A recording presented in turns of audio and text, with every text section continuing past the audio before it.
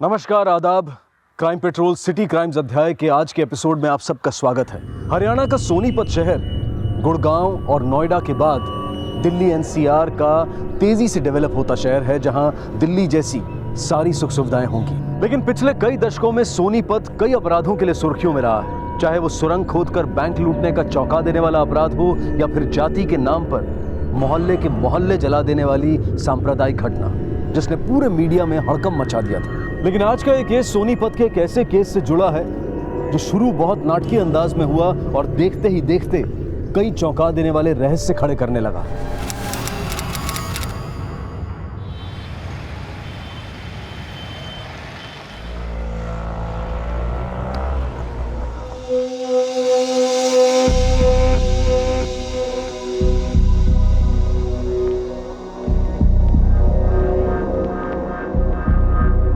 खेड़ा साहब। कैलाश बसरा जी, आप फिर आ गए? अब क्या बात हो गई? खेड़ा साहब, वो कल्याणपुर मार्केट से हमारी गाड़ी चोरी हो गई और हमें लगता है ये उसी आदमी का काम है जो कई दिनों से हमारा पीछा कर रहा है। खेड़ा साहब, प्लीज हमारी मदद कीजिए। मैं जो कह रहा हूं बिल्कुल सच कह रहा हूं।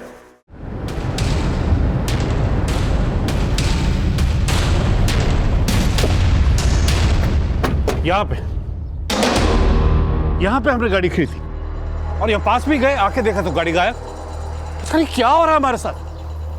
सब जगह देख लिया। अच्छा बसरा जी, हाँ आपकी गाड़ी गोल्डन कलर की है ना? हाँ HR XX107M जी, हो रही है आपकी गाड़ी।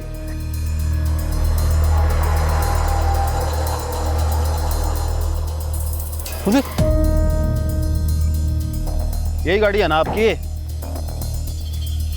हाँ गाड़ी तो यही, लेकिन हमने वहां खड़ी की थी, ये यहाँ कमाल करते हो बसरा जी आप, हैं?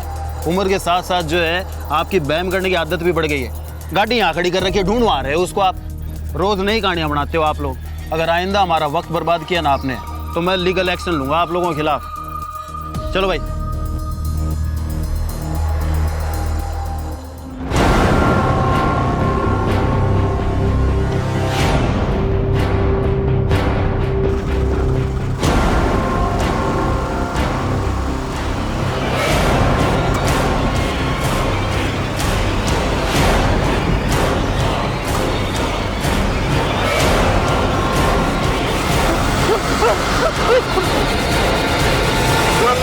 रितेश! क्या हुआ?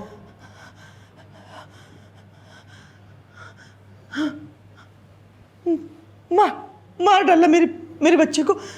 कैलाश जी, मार डाला कैलाश जी।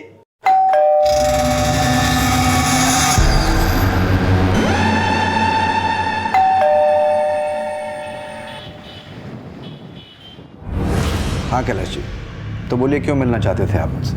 मेरे बेटे रितेश का मर्डर हुआ है। मेरी वाइफ ने खुद सपने में देखा है। सपने में? हाँ साहब, मुझे रोज सपना आता है और सपने में मेरा बेटा भागता रहता है और मुझे आवाज देता है, कहता है नहीं मारा है साहब। एसपी साहब, हम उसे फांसी पे चढ़वाना चाहते हैं। कैलाश जी, आपकी बीवी के सपने और आपके लगने से कोई आरोपी साबित नहीं हो जाते। लेकिन सच यही है साहब कि मानसी एक बहुत ही चालाक औरत है। 12 जून की सुबह उसने फोन किया।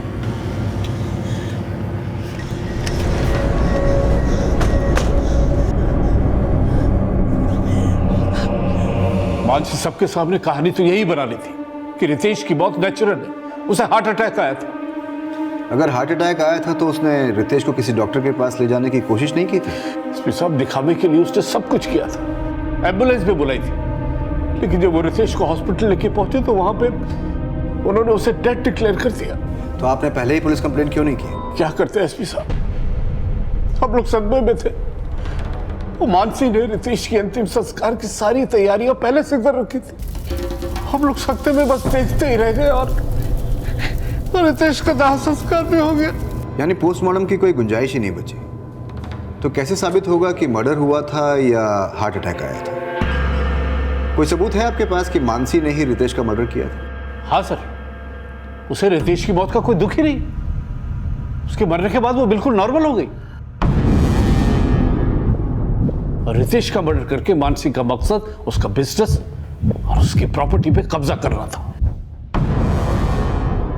अब वो रितेश की company Basra tiles and marbles के डायरेक्टर भी बन गई। और हाँ सर, उसका रितेश की मौत के पहले से अफेयर भी चल रहा था। अफेयर?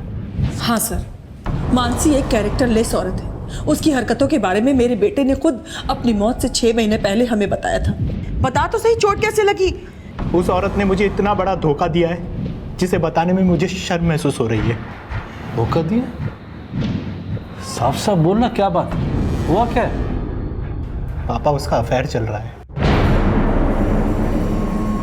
सानिया और मोंटी की खातिर मैं उसे सुधरने का मौका दे रहा हूं, लेकिन वो है कि जब अफेयर नहीं है तो मिलने क्यों जाती उससे? मैं कुछ भी करूं, तुमको उससे क्या? देखो अभी तुम्हारा बहुत हो गया। हाँ, इधर मेरे से बात, इधर बात करो मुझसे, जवाब दो।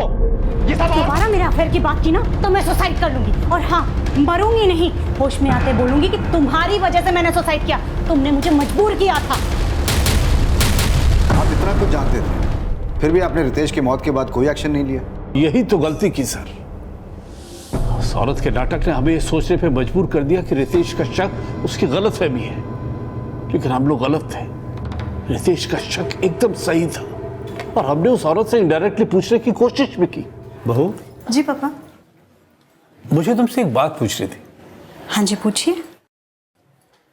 बेटा, ये रितेश को अचानक हार्ट अटैक आया, एक्चुअली वो कुछ मेडिसिन लेते थे। कैसी मेडिसिन? शायद हार्ट प्रॉब्लम से रिलेटेड मेडिसिन लेते थे। हम लोग सोनीपत के हर क्लिनिक में गए, लेकिन कहीं से पता नहीं चला कि रितेश किसी डॉक्टर से कंसल्ट कर रहा है। और 2 महीने पहले हम लोग सोनीपत पुलिस स्टेशन में भी गए। वहां पे इंस्पेक्टर खेड़ा को हमने सब कुछ बताया, लेकिन वो बोले कि देखिए, आपके लड़के का अंतिम संस्कार हो चुका है, इसलिए अब हम कुछ नहीं कर सकते।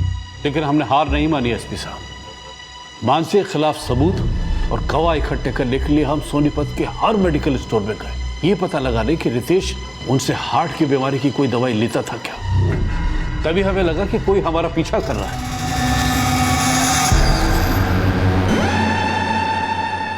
और कल जब हम कल्याण नगर मार्केट में गए तो हमारी किसी ने गाड़ी चुरा ली। और जब हम बाद में इंस्पेक्टर खेड़ा को लेकर वहां पहुंचे तो हमारी गाड़ी कुछ दूर पे खड़ी हुई मिली।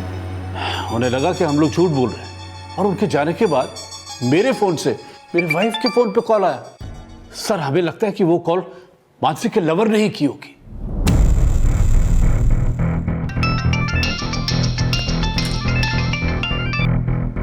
हेलो।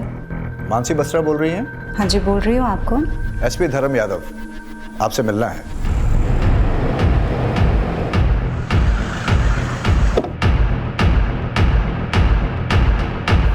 सर, मेरे सास ससुर को शक करने की आदत है। हाथ धोकर पीछे पड़ गए हैं वो मेरे। तंग आ गई हूँ मैं ये रोज रोज के ड्रामे से। सर आप एक काम कीजिए, मुझे अरेस्ट कीजिए और जेल में डाल दीजिए। देखिए, अगर हमें ऐसा करना होता तो हम आपको बोलने का मौका ही नहीं देते। रितेश को दिल की बीमारी थी या उसका हार्ट अटैक एक प्लान्ड मर्डर था? ऐसा कुछ नहीं था सर। सच तो ये है कि मेरे सास ससुर को मैं कभी पसंद ही नहीं थी। पिछले 20 सालों से मैं उनकी नफरत झेल रही हूँ। रितेश मुझसे प्यार करते थे, एक ऐसी लड़की से जिसको मेरे सास ससुर कभी भी अपने घर की बहू नहीं बनाना चाहते थे। उनका बस चलता तो वो उसी दिन मुझे फांसी चढ़ाते थे, जिस दिन रितेश ने उनकी मर्जी के खिलाफ जाके मुझसे शादी की थी। मैं और रितेश दिल्ली के सेम कॉलेज में पढ़ते थे। मैंने मिस दिल्ली कंपटीशन जीता था and Ritesh was very happy. मुझे आज भी याद है जब रितेश ने मुझे पहली बार कहा था, So Miss Delhi, will you marry me? लेकिन रितेश, तुम्हारे मॉम डैड मानेंगे? You don't worry about it. मैं उन्हें मना लूंगा।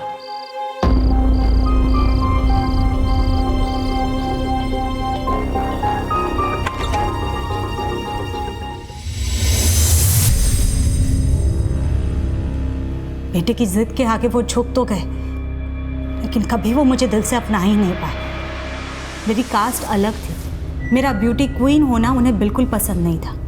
वो कभी मेरे पहनावे को लेके टोकते तो कभी मेरी सोच को। मैंने अपने सपने, अपने एम्बिशंस को भी छोड़ दिया था उनकी खुशी के लिए, लेकिन फिर भी वो मुझे दिल से अपना नहीं पाए। यहाँ तक कि मुझे और रितेश को अलग करने के लिए उन्होंने हमारे बीच मिसअंडरस्टैंडिंग क्रिएट करने की कोशिश की, लेकिन रितेश ने हमेशा मुझे सपोर्ट किया।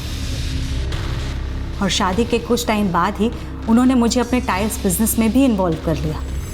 हम दोनों ने मिलकर हमारा बिजनेस खड़ा किया। जल्द ही मार्केट में हमारी कंपनी की अच्छी गुडविल बन गई। मैं Basra tiles and marbles company की बोर्ड मेंबर बन गई थी। ये बात भी मेरे सास ससुर को पसंद नहीं आई और एक दिन वो हमसे नाराज होकर घर छोड़कर गन्नौर जाके रहने लगे।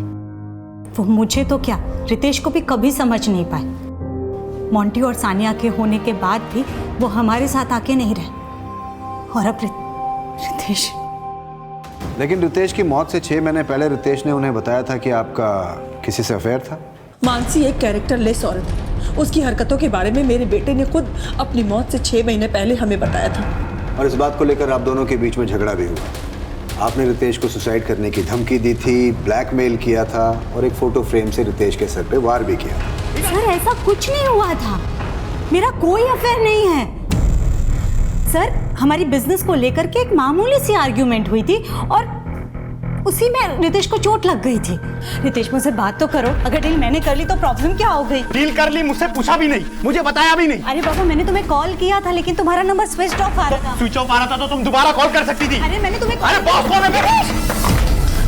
सर मेरे सास ससुर ये सब मनगढ़ंत कहानी बनाकर, बात का बतंगड़ बनाकर आपको बता रहे हैं। और आपके सास ससुर बोल रहे हैं कि आपको रितेश की मौत का जरा भी दुख नहीं है। रितेश की मौत के बाद उसका जमीन, जायदाद, बिजनेस सब आपने हथिया लिया और आप उसके बिजनेस को बहुत खुशी खुशी संभाल रही है। सर मेरा दुख मैं जानती हूँ। मेरे बच्चों के फ्यूचर के लिए अपना दुख भूलकर मैं काम में बिजी हो गई हूँ। इसका मतलब ये नहीं है कि मुझे रितेश की मौत से फर्क नहीं पड़ा है। पर रितेश के पेरेंट्स का कहना है कि आपने 12 जून की सुबह रितेश का मर्डर किया था। सर 12 जून की सुबह तो मैं सो रही थी और अचानक से लैंप गिरने की आवाज से मैं उठी। रितेश, रितेश, रितेश क्या हो रहा है आपको? रितेश, रितेश, सानिया! सर रितेश को हार्ट अटैक ही आया था। हार्ट अटैक आया था या हार्ट अटैक दिया गया था? दिया गया था मतलब? सच क्या है शायद आप अच्छी तरह जानती हैं और अब ये सच आपके सास ससुर भी अच्छी तरह जान चुके हैं। सर हमें लगता है कि वो कॉल मानसी के लवर ने ही की होगी और उसके साथ मिलकर ही उसने हमारे बेटे को मारा होगा। और ये राज हमें कल रात ही पता चल गया। कल रात? ऐसा क्या पता चल गया आपको? सर कल रात एक मेडिकल स्टोर का मालिक मनोज हमसे हमारे घर मिलने आया था। उस मेडिकल स्टोर वाले ने उन्हें बताया कि आप किसी आदमी के साथ उसके मेडिकल स्टोर पर गई थी वो स्टेरॉइड लेने के लिए, जिसके ओवरडोज से किसी को भी हार्ट अटैक आ सकता है। नहीं सर ये सब झूठ है। मेरे सास ससुर मुझे फंसाने के हथकंडे अपना रहे हैं और उन्होंने ही उस मेडिकल स्टोर वाले को झूठ बोलने के पैसे दिए होंगे।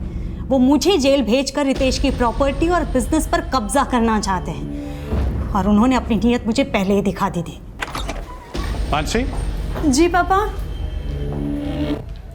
बेटा रितेश ने अपना बिजनेस शुरू करने के लिए मुझसे 50 लाख रुपए उधार लिया था। अब वो तो रहा नहीं, सोच रहा हूँ बिजनेस मैं टेक ओवर कर लूँ। जब मोटी 18 साल लेकिन पापा उन्होंने तो कभी मुझसे ऐसा नहीं कहा कि उन्होंने आपसे कुछ पैसे लिए हैं। तो मैं क्या झूठ बोल रहा हूँ? नहीं पापा मेरा कहने का वो मतलब नहीं था। मैं बिजनेस संभाल रही हूँ और आपको इनके बिजनेस की कोई तुम क्या संभाल रही हो मुझे अच्छी तरह पता है। तुम अपने बच्चों को संभालो, बिजनेस मैं देखूंगा।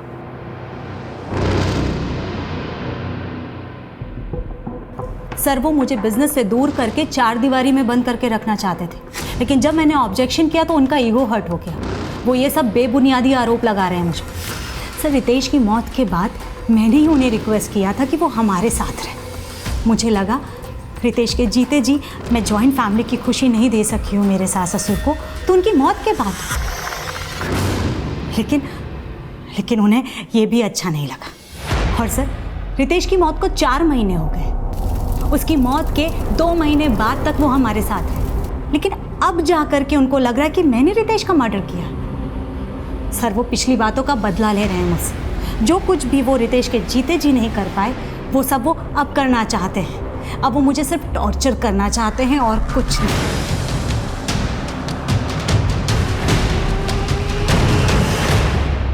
बहुत चालाक औरत है, कहीं ऐसा ना हो कि हमारे खिलाफ पुलिस को भड़का दे। कुछ नहीं कर सकती वो। रितेश के बच्चे, रितेश का घर और उसका बिजनेस हमारा होगा। चारों खाने चित होगी वो। रितेश की मौत हुए कई महीने बीत चुके थे, बॉडी का अंतिम संस्कार हो चुका था और पोस्टमार्टम की कोई गुंजाइश नहीं थी। उनका कहना था कि रितेश की मौत को हार्ट अटैक बताने वाली उसकी बीवी मानसी बसरा ने ही रितेश की हत्या की थी। वो ये सफाई दे रहे थे कि उन्हें पहले मानसी पर शक नहीं हुआ था, लेकिन अब उनका शक गहरा हो गया था। लेकिन क्या उनके दावे में कोई सच्चाई थी? उनकी लगातार मांग को देखते हुए सोनीपत पुलिस के एसपी धर्म यादव उनके शक को एक मौका देना चाहते थे और महीनों पहले गुजर चुके रितेश बत्रा की नेचुरल डेथ के मर्डर होने की संभावना को पुख्ता करने के लिए एक स्पेशल इन्वेस्टिगेशन टीम का गठन किया गया और उसकी अगुवाई सौंपी गई क्राइम ब्रांच के इंस्पेक्टर कुलदीप हुडा को। सर, ना मैं रितेश बसरा को जानता हूँ ना मानसी बसरा को, लेकिन जब उनके पेरेंट्स मेरी शॉप पर आए और उन्होंने पूछा कि रितेश बसरा हमसे हार्ट से रिलेटेड दवाइयाँ लेता है क्या, तो मैंने उन्हें मना कर दिया। लेकिन जब वो चले गए तो मेरा एम्प्लॉय मेरे पास आया और उसने मुझे बताया। सर, वो तो रितेश बसरा की फ़ोटो थी ना? रितेश बसरा को? बसरा टाइल्स एंड मार्बल का मालिक जो है वो आई थी हमारी दुकान पे, आपको याद है?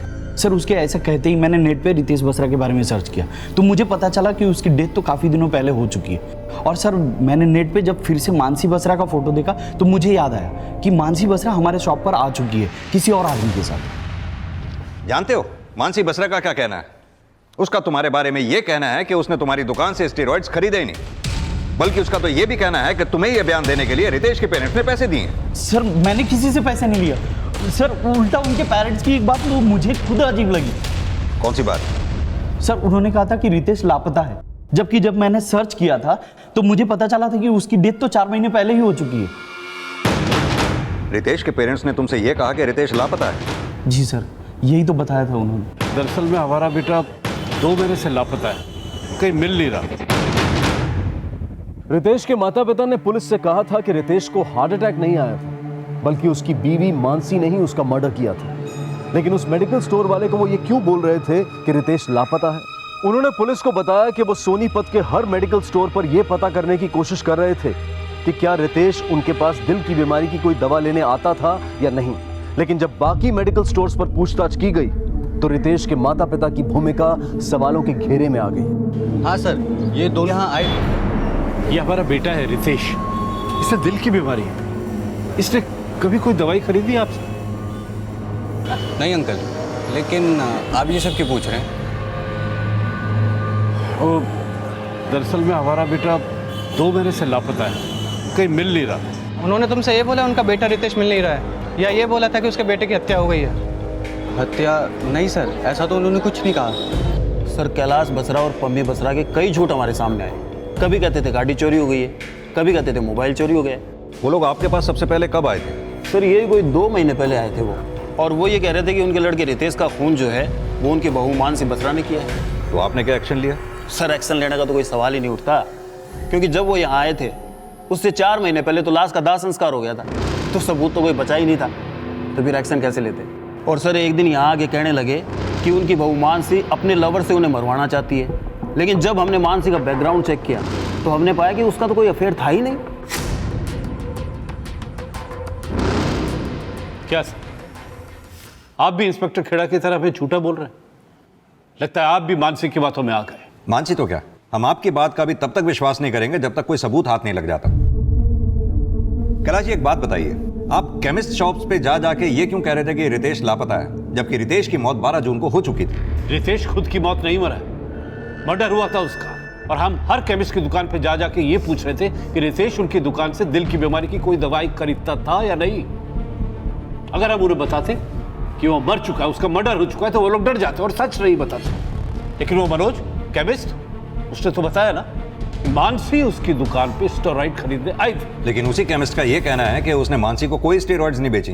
तो क्या हुआ, उसने किसी और दुकान से खरीदी होगी? हाँ साहब, और उसने वही दवा देकर के मेरे बेटे को हार्ट अटैक कराया। आप लोग इतने यकीन के साथ कैसे कह सकते हैं? रितेश की जब मौत हुई आप दोनों गन्नौर में थे। रितेश का मर्डर हुआ है या नहीं है इस बात का ना तो कोई सबूत है और ना ही कोई गवाह। सबूत है इंस्पेक्टर साहब, रितेश के बच्चे, वो लोग जानते हैं कि उनकी मां ने ही उनके पापा का मर्डर किया है। रितेश के बच्चे? क्या कहा रितेश के बच्चों ने आपसे? रितेश की मौत के बाद दोनों एकदम मुरझा गए इंस्पेक्टर साहब। मोटी तो बच्चा है, लेकिन सानिया इस रात को जानती है, और यही कारण है कि मानसी सानिया को विदेश भेजने की कोशिश कर रही है। सानिया, क्या सोच रही हो? तुम्हें पता है ना तुम्हें अब्रॉड जाना है पढ़ने के लिए, तो ये फिजूल की बातों से अपना ध्यान हटाकर अपनी पढ़ाई पर कंसंट्रेट करो, ओके? सानिया बेटा, तुम्हारे पापा मुझसे हमेशा कहा करते थे कि तुम पढ़ाई में बहुत अच्छी हो, लेकिन उन्होंने ये कभी नहीं बताया कि तुम अब्रॉड जाके पढ़ना चाहती हो। पापा मुझे कभी दूर नहीं भेजना चाहते थे, लेकिन वो तो खुद ही हमसे दूर चले गए। तुम्हारे पापा हमसे दूर नहीं गए बेटा, बल्कि उन्हें हम सबकी जिंदगी से दूर भेज दिया गया। तुम्हारे पापा को हार्ट अटैक नहीं आया था ना? नहीं, उन्हें हार्ट अटैक ही आया था। बताओ बेटा, 12 जून की सुबह क्या हुआ था? तुम्हारी मम्मी ने तुम्हारे पापा का मर्डर किया था ना? बताओ। दादाजी ऐसा कुछ नहीं है, प्लीज मुझे ऐसे जाने दीजिए। सानिया से हमने कई बार बात करने की कोशिश की, लेकिन उस दिन के बाद से उसने हमसे बात करना ही बंद कर दिया। शायद वो असलियत जानती है साहब, इसीलिए मानसी ने उससे हमसे बात करने के लिए मना कर रखा है। मैंने कभी सानिया को उसके दादा दादी से बात करने के लिए मना नहीं किया, बल्कि मेरे सास ससुर की सोच घटिया है। आप ही बताइए, अगर किसी बच्चे के सामने उसकी माँ के कैरेक्टर पर सवाल उठाए जाएंगे तो क्या वो उस टॉपिक पर बात करना पसंद करेगा? मेरे बच्चे अभी तक अपने पापा की मौत के सदमे से उभरे भी नहीं, और वो उन्हें मेरे खिलाफ जबरदस्ती भड़का रहे हैं। उनकी सोच इतनी घटिया है कि वो मेरी बेटी से सवाल कर रहे हैं कि मेरा अफेयर किसके साथ है। सानिया बेटा, तू जो कुछ भी जानती है ना, सब सच सच बता दे। तेरे पापा के एब्सेंस में तेरी मम्मी से मिलने के लिए कौन आदमी आता था? सानिया, सानिया बेटा, सानिया मेरी बात तो सुन। सानिया, सानिया, मोंटी, बस मम्मी जी, हद हो गई। मोंटी बेटा तू अंदर जा। मम्मी जी क्या हो गया है आपको? आप बच्चों से ऐसे सवाल पूछ रही हैं? हाँ तो तू ही बता दे ना, तू ही बता दे कि किस किस के साथ तेरा चक्कर है। किस कुत्ते के लिए तूने मेरे बेटे को मार डाला? बोल। मम्मी जी आप मुझे इतना गया गुजरा समझती है? रितेश की प्रॉपर्टी के लालच में आप... लालची तो तू है और हत्यारन भी। हमारे बेटे को मार डाला। मैं तुझे छोड़ूंगा नहीं, फांसी पर चढ़वा के रहूंगा।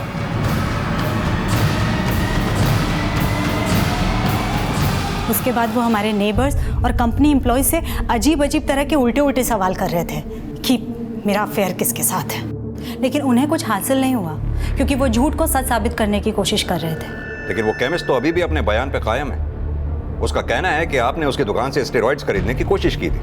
उसका तो ये भी कहना है कि उस वक्त आपके साथ एक आदमी भी था। वहीं रितेश के पेरेंट्स को शक है कि आपका किसी के साथ अफेयर था। उनको कोई आदमी फॉलो कर रहा है जिसने उन्हें थ्रेट कॉल दी। उनका ये भी मानना है कि आपके लवर ने उनको जान से मारने की कोशिश की क्योंकि वो आपके खिलाफ सबूत इकट्ठा कर रहे थे। ये सब झूठ है, बल्कि सच तो ये है कि कोई मेरा पीछा कर रहा है।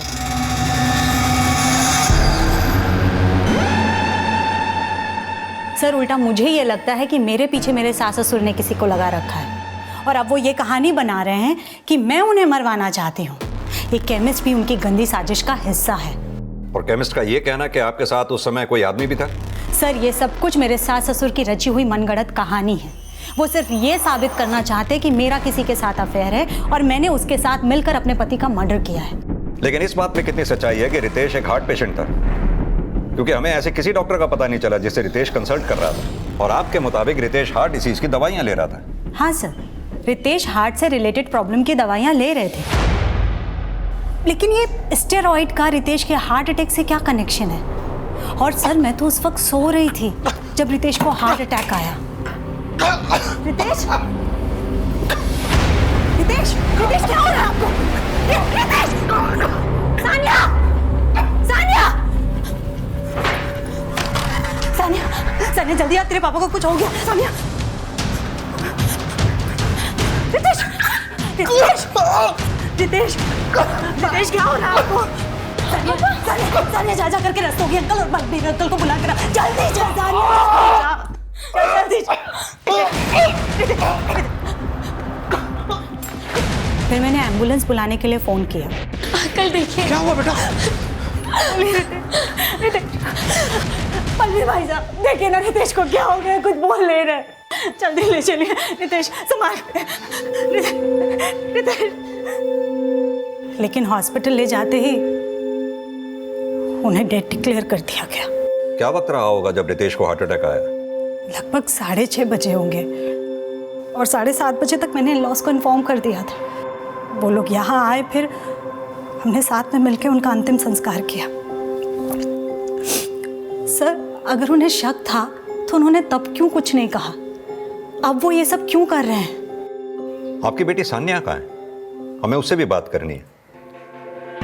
सान्या बेटा, 12 जून की सुबह आपके पापा की डेथ हुई थी और आपकी मम्मी के मुताबिक आपके पापा को हार्ट अटैक आया था। बेटा, हम ये जानना चाहते हैं कि डेथ होने से एक रात पहले आपके पापा की सेहत कैसी थी? वो ठीक थे। इनफैक्ट वो मेरे रूम में भी आए थे। क्या बेटा, तुम अभी तक पढ़ रही हो? मैंने तुमसे कहा है ना, देर रात को नहीं बल्कि सुबह जल्दी उठ के पढ़ना चाहिए, माइंड फास्ट चलता है। लेकिन मुझे पता नहीं था, जैसे अगले दिन मेरी आंखें खुलेगी तो। सानिया, सानिया जल्दी आ, तेरे पापा को कुछ हो गया। सानिया जल्दी आ। रितेश, रितेश क्या हो रहा है आपको? रितेश क्या हो रहा है? रितेश, सानिया, सानिया जा करके रस्तोगी अंकल और बलबीर अंकल को बुला कर जल्दी चल। सानिया जल्दी जा। मैं बलबीर अंकल और रस्तोगी अंकल को लेकर आई। बेटा, जब आप बलबीर अंकल और रस्तोगी अंकल को घर लेकर आए तब आपने क्या देखा? मुझे कुछ याद नहीं है, मुझे कुछ याद नहीं है सर। सानिया ने जैसे ही बोला कि रितेश को हार्ट अटैक आया, और सर जब हम वहाँ गए मानसी तब तक एम्बुलेंस बुला चुकी थी। अच्छा, जब आप दोनों घर में गए तो रितेश की हालत कैसी थी? मतलब ऐसा कुछ देखा कि रितेश दर्द से तड़प रहा हो? अंकल देखिए। क्या हुआ बेटा? बलवीर भाई साहब देखिए ना, रितेश को क्या हो गया, कुछ बोल नहीं रहे। शायद हार्ट अटैक आया इन्हें। रितेश सर, शायद एम्बुलेंस आने से पहले ही रितेश मर चुका था। उसकी बॉडी में सर कोई मूवमेंट नहीं था।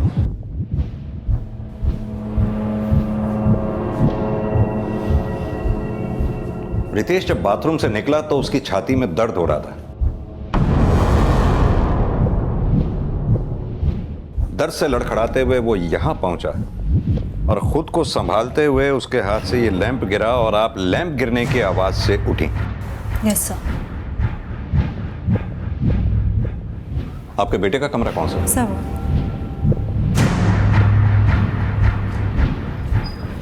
आप प्लीज यहीं रुकिए।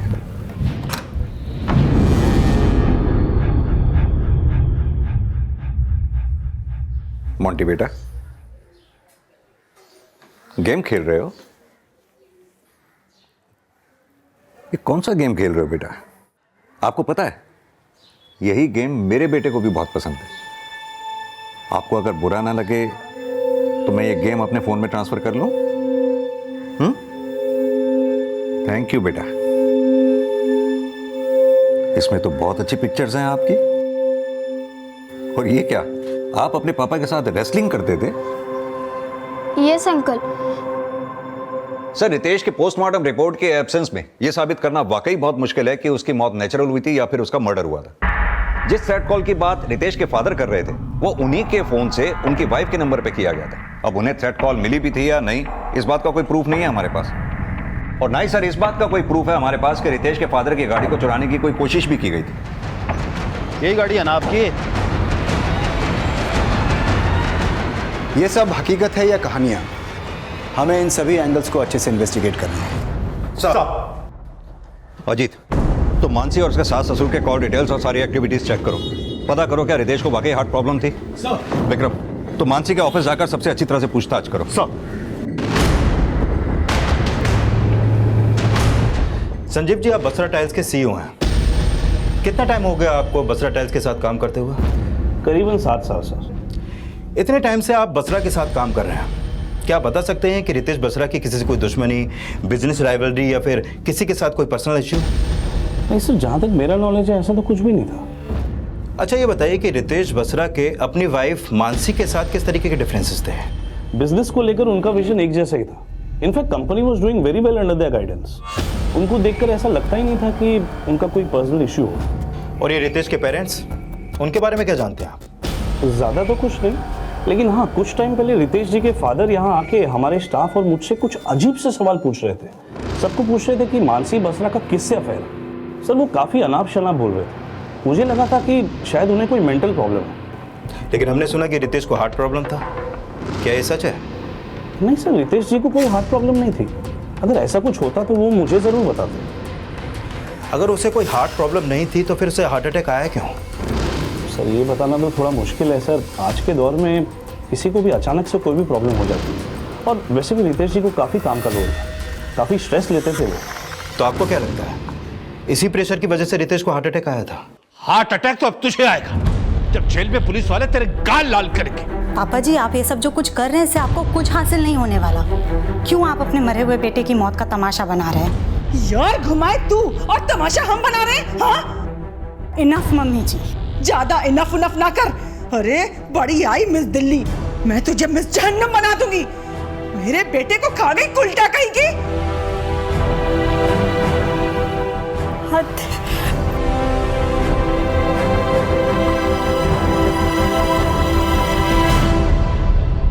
सर मैंने मानसी के कॉल रिकॉर्ड चेक किए, लेकिन ऐसा कोई लीड नहीं मिला जिससे पता चले कि उसका कोई लवर भी है। मैंने उसकी एक्टिविटीज भी चेक की।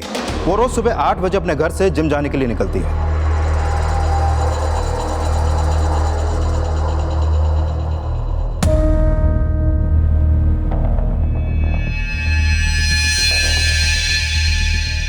सर मेरी मानसी के जिम ट्रेनर से भी बात हुई।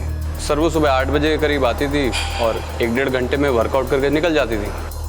वो जिम करने के बाद करीब 10 बजे अपने घर पहुंचती है और करीब 11 बजे वो अपने घर से ऑफिस के लिए निकलती है और रात 10 से 11 बजे तक वो ऑफिस से अपने घर पहुंचती है। मैंने उन सभी के कॉल रिकॉर्ड चेक किए जिनसे वो मिलती थी, लेकिन सर ऐसी कुछ भी बात नहीं निकली जिससे पता चले कि उसका कहीं पर कोई अफेयर चल रहा है। कहते हैं कि किसी किताब के सिर्फ कवर को देखकर पूरी किताब को जज करना सही नहीं होता है, लेकिन पुलिस लगातार मानसी बसरा की जिंदगी से जुड़े कई पन्ने पलट पलट कर देख रही थी, लेकिन अभी तक उन्हें वो पन्ना नहीं मिला था जिसके आधार पर रितेश के माता पिता ने मानसी के चरित्रहीन होने की कहानी पुलिस को सुनाई थी। सर मैंने रितेश के फादर कैलाश के कॉल रिकॉर्ड चेक किए। सर इस रिकॉर्ड में एक नंबर ऐसा मिला है जिससे उनकी लगातार बातें होती रहती हैं। किसका नंबर है वो? सर ये नंबर प्राइवेट डिटेक्टिव कौशल सांगवान का है। Private detective? हाँ सर।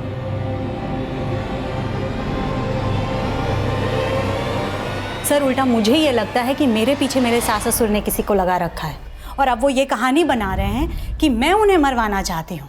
रितेश बसरा के पेरेंट्स को कौन फॉलो करता था इसका तो कोई लीड नहीं मिला, लेकिन हाँ हो सकता है मानसी बसरा को फॉलो करने वाला ये प्राइवेट डिटेक्टिव कौशल सांगवान ही हो। सर कहीं ऐसा तो नहीं कि रितेश के पेरेंट्स की कार का चोरी होना, उन्हें थ्रेट कॉल आना, ये सब रितेश के पेरेंट्स और इस प्राइवेट डिटेक्टिव कौशल सांगवान का ही कोई सेटअप प्लान हो? विक्रम, इस कौशल सांगवान को थाने बुलाओ। Okay sir.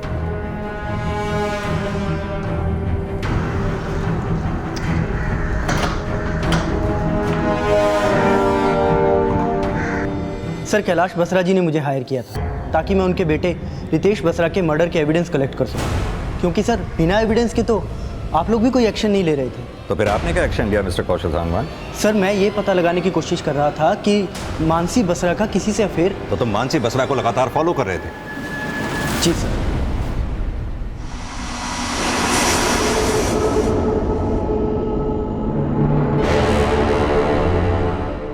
तो क्या लगता है मानसी बसरा का किसके साथ अफेयर है? सर इस बात का मुझे कोई स्ट्रॉन्ग प्रूफ नहीं मिला। और वो कौन है जो तुम्हारे क्लाइंट रितेश के पेरेंट्स को फॉलो किया करता था, थ्रेट कॉल देता था? सर मैं इस बात का भी पता नहीं लगा पाया। तो फिर पता क्या लगाया आपने? सर मैं ये पता लगाने की कोशिश कर रहा था कि 12 जून की सुबह रितेश बसरा की मौत का राज क्या है। सर मैंने 11 जून की रात से लेकर 12 जून की सुबह तक उसके घर के आसपास होने वाली हर एक्टिविटी को चेक किया। सर कल्याण नगर में एक लड़का है जो रोज सुबह 5:30 बजे अखबार डालने आता है।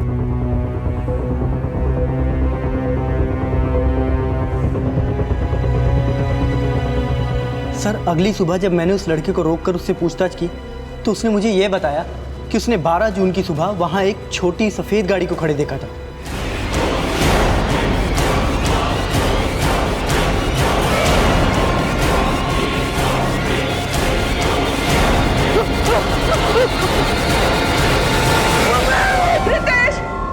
तो इस सफेद गाड़ी का वहम आपने डाला था रितेश की मां के मन में, जिसके बाद से उन्हें रोज सपना आता है कि उनके बेटे रितेश का मर्डर हुआ था। सपना? सर इस बारे में मैं कुछ नहीं जानता। लेकिन रितेश के पेरेंट्स ने खुद हमें इस सपने के बारे में बताया था। सर ये मां के अंदर की आवाज है सर, कोई भ्रम नहीं है। हमारे बेटे रितेश का सचमुच में मर्डर हुआ है सर। लेकिन ये मर्डर सपने में हुआ या हकीकत में?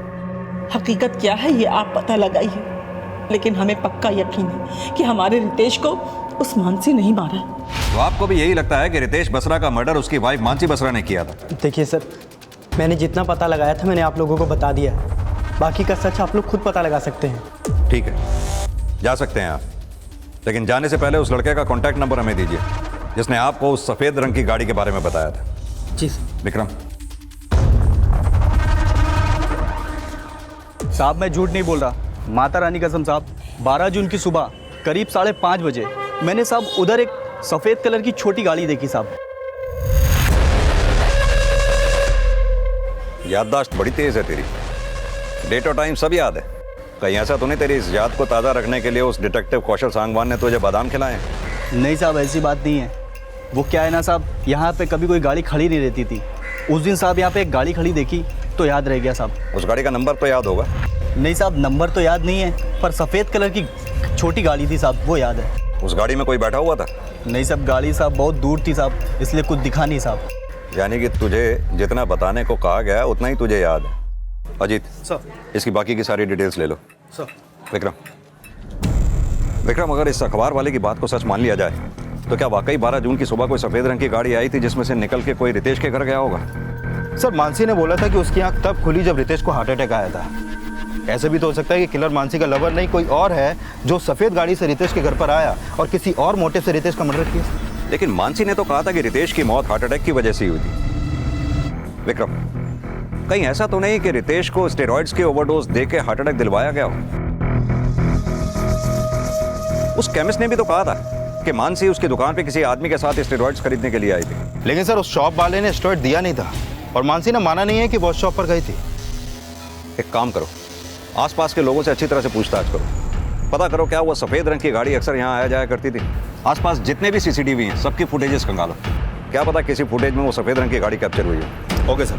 क्या वाकई मानसी ने स्टेरॉइड्स खरीदने की कोशिश की थी, या फिर उस मेडिकल स्टोर ओनर का बयान रितेश के माता पिता और उनके प्राइवेट डिटेक्टिव कौशल सांगवान की कोई साजिश थी? रितेश के माता पिता को जो कॉल किया गया था, क्या वो सच्चा था या फिर साजिश? इस केस में ऐसे कई सवाल थे जिनके जवाब पुख्ता नहीं थे, लेकिन जल्द ही पुलिस को एक ऐसी लीड मिली जिसने इस केस को एक नई दिशा दे दी। सर, मैंने कल्याण नगर एरिया के 11 और 12 जून के सीसीटीवी फुटेज चेक किए जिनमें 15 वाइट छोटी गाड़ियां कैप्चर हुई हैं और मैंने हर गाड़ी का रजिस्ट्रेशन नंबर चेक किया सर। सर इन 15 गाड़ियों में से एक गाड़ी संधू कोहली के नाम पर रजिस्टर्ड हुई है। संधू कोहली? हाँ सर, वही लोकल गुंडा जिसके खिलाफ पहले भी कई शिकायतें दर्ज हुई हैं और अभी इसका फोन भी बंद है।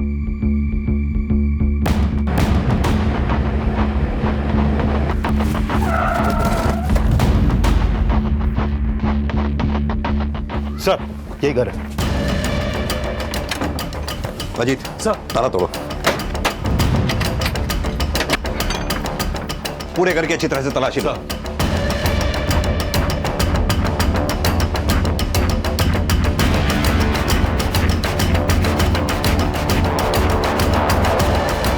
एक मिनट।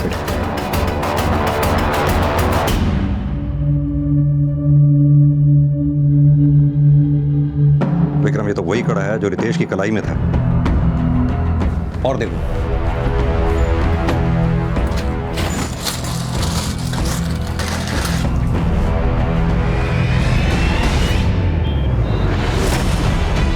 नहीं सर, हम इस आदमी को नहीं जानते। लेकिन इसके घर से ये स्टेरॉइड्स मिला है जिस पर आपके हॉस्पिटल का लेबल। यस सर, ये हमारे हॉस्पिटल का है, मैं चेक करता हूँ। सर ये है विक्रम सौरी जो सोनीपत मेडिकल हॉस्पिटल में एज ए कंपाउंडर काम करता है। सर मैंने इसके और संधू दोनों के कॉल रिकॉर्ड चेक किए, दोनों में अक्सर काफ़ी बातें होती थी और 12 जून की सुबह इन दोनों के फ़ोन की लोकेशन रितेश के घर के पास की ही थी। यानी कि इस विक्रम सोडी का कनेक्शन रितेश की मौत से हो सकता है। और सर इन दोनों का फ़ोन कल पानीपत में बंद हुआ था और पता चला है कि पानीपत में बसरा टाइल्स एंड मार्बल्स का गोदाम भी है। ये विक्की क्यों नहीं आया अभी तक? समझ में नहीं आ रहा है। और ये विक्की ने हमें यहाँ छुपने के लिए क्यों कहा है? संजीव, मैं एक बिजनेस मीटिंग के लिए मलेशिया जा रही हूँ। Handle everything, will contact you after I reach there. Sure.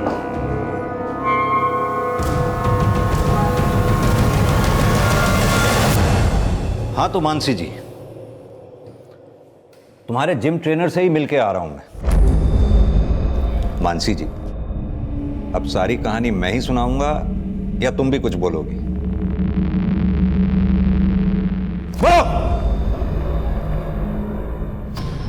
करीब 1 साल पहले मैंने जिम ज्वाइन किया था।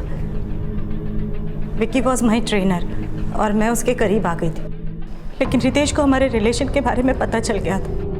रितेश ने मुझे डिवोर्स देने की धमकी दी और कहा कि घर और बिजनेस में से मुझे कुछ हिस्सा नहीं मिलेगा। संधू ने बताया कि अगर स्टेरॉइड ज़्यादा क्वांटिटी में दिया जाए तो किसी को भी हार्ट अटैक हो सकता है। उस दिन मैं विक्की के ही साथ उस केमिस्ट के यहाँ स्टेरॉइड लेने गई थी, लेकिन उस केमिस्ट ने स्टेरॉइड दिया नहीं। फिर संधू ने बताया कि उसका एक दोस्त हॉस्पिटल में काम करता है, वो स्टेरॉइड अरेंज कर देगा। और फिर 12 जून की सुबह 5 बजे विक्की, संधू और उसका दोस्त विक्रम घर पर आए थे। तुम्हारे सास ससुर का पीछा कौन कर रहा था? उन्हें जान से मारने की धमकी किसने दी थी? जब मुझे पता चला कि वो मेरे खिलाफ सबूत इकट्ठा कर रहे हैं तो विक्की ने संधू को उन्हें थ्रेट देने को कहा था, लेकिन मैं उन्हें मारना नहीं चाहती थी। लेकिन तुमने विक्की को बोला कि विक्रम और संधू को मार दे, इसलिए उसने जान से मारने की उन्हें कोशिश की ताकि तुम दोनों की असलियत कभी बाहर ना आ सके, राइट? तुम लोगों ने रितेश को मारा, यह बात तुम्हारी बेटी सानिया जानती थी?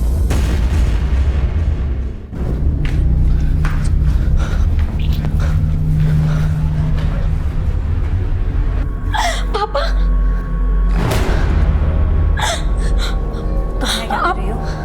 आपने मेरे पापा को मार दिया ना, मैं आपको जेल भेजूंगी। तुम मुझे जेल भिजवाओगी तो तुम्हारा अब्रॉड जाने का सपना कैसे पूरा होगा? खबरदार, अगर कभी भी किसी के भी आगे ये बात बताई तो। और अब जा करके बलबीर अंकल और रस्तोगी अंकल को बुलाओ और हाँ, उनसे कहना कि पापा को कुछ हुआ है, ठीक है? जाओ, जल्दी जाओ।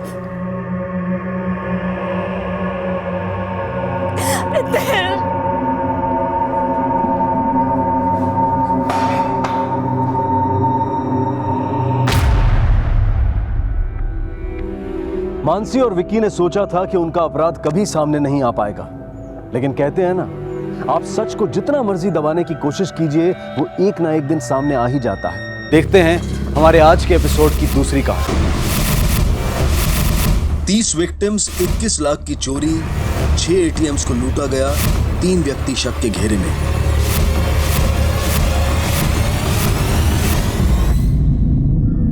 नमस्कार, आदाब। क्राइम पेट्रोल सिटी क्राइम्स अध्याय के आज के एपिसोड में आप सबका स्वागत है। अक्सर बड़े शहरों का तेजी से भागता जीवन कम और संघर्ष ज्यादा प्रतीत होता है।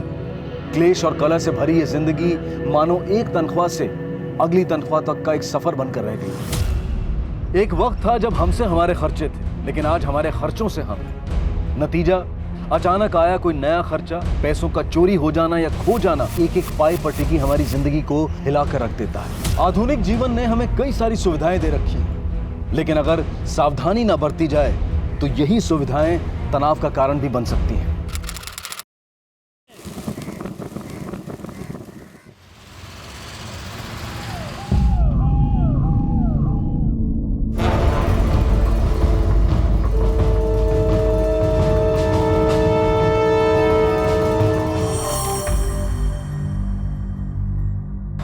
क्या हुआ? अभी के लिए थिंग्स आर अंडर कंट्रोल, पर जितनी जल्दी हो सके ऑपरेट करना होगा। हाँ मैम, ऑपरेट कर दीजिए।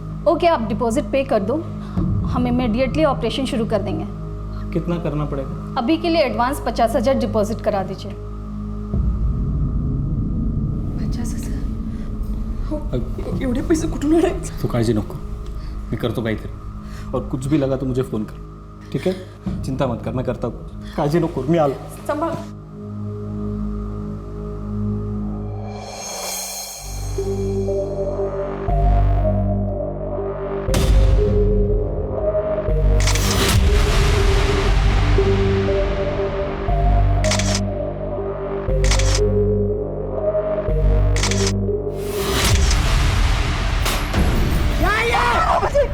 पैसा छुपा दी मेरे से। पैसा अम्मी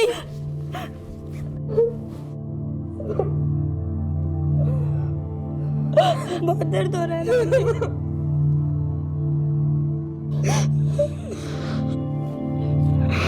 चुप कर, जल्दी कर, अम्मी की मदद कर, चल बाकी के पैसे इकट्ठे करने में।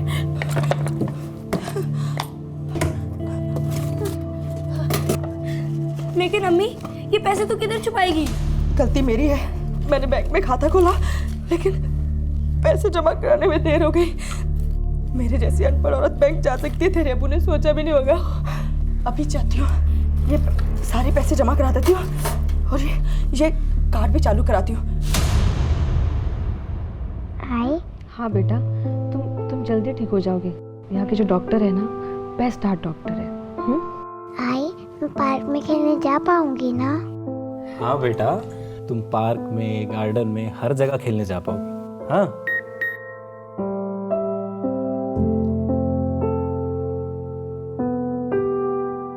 आरती, पैसे डिपॉजिट हो गए।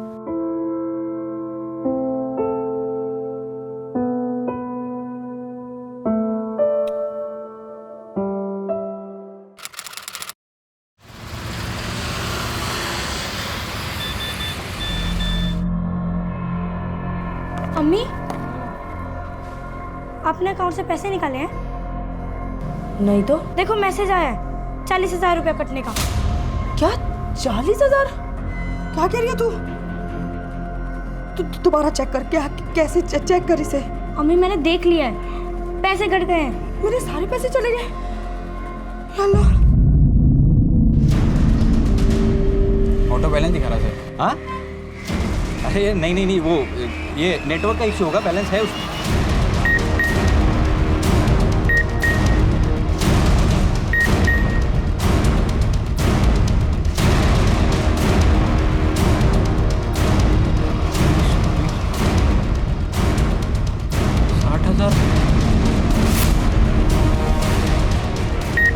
अरे वो पैसे कट गए मेरे।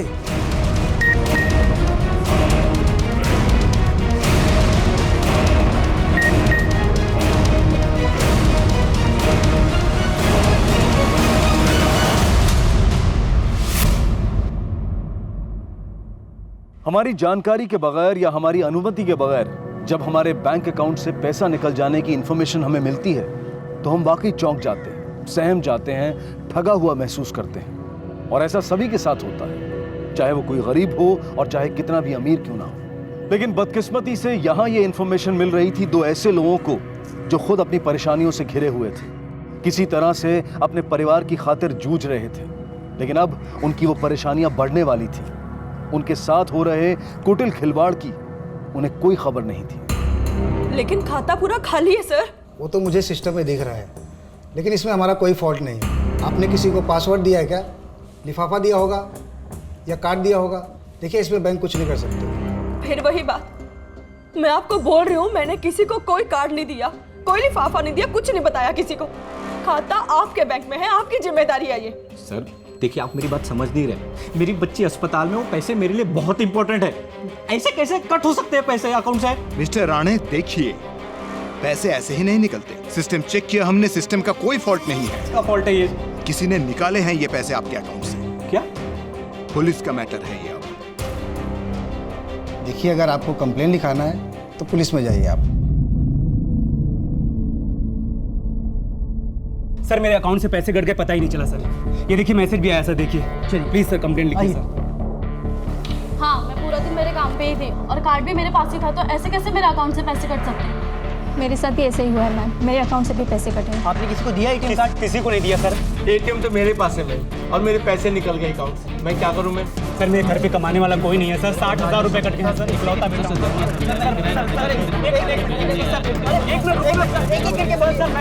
एक के बोलिए सर। मैंने मेरे फैमिली को भेजने के लिए रखे थे पैसे, सारे के सारे कट गए। आपने अपना कार्ड आखिरी बार कब और कहाँ यूज़ किया था? बोरीवली में ITI बैंक के ATM में कार्ड यूज़ किया था। मैंने अपना ये कार्ड बोरीवली के ITI बैंक के ATM में यूज़ किया था सर। बोरीवली के ITI बैंक के ATM से पैसे निकाले थे। बोरीवली में ITI बैंक के ATM से पैसे निकाले थे। ITI बैंक के ATM में। आपने किसी को अपना पिन या पासवर्ड बताया था? कितने पैसे कटे? 60,000 रुपये से 35,000, 15,000, 20,000, 10,000, 75,000 रुपये कट गए मैडम। देखिए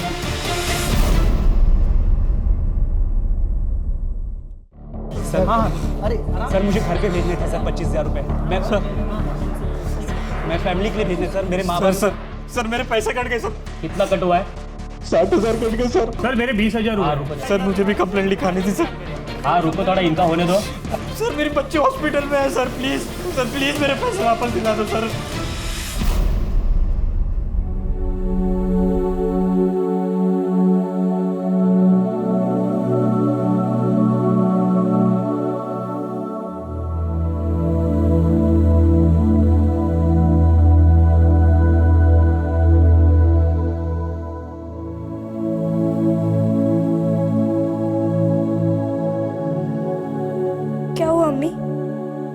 पैसे वापस नहीं मिले?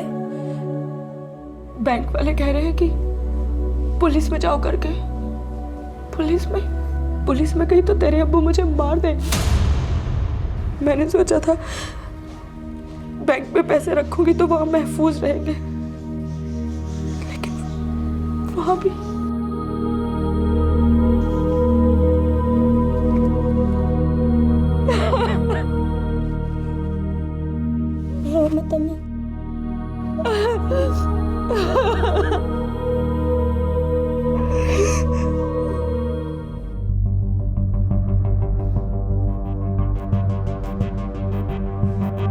दोस्तों से मांग के थक गया था सर मैं, किसी ने मदद नहीं की मेरी। फिर एक दोस्त ने मदद की सर, लेकिन वो भी पैसे चले गए। तुमने अपना कार्ड ATM में आखिरी बार कब और कहाँ यूज किया था? सर कल सुबह बोरीवली के ITI बैंक के ATM से कुछ पैसे निकाले थे मैंने।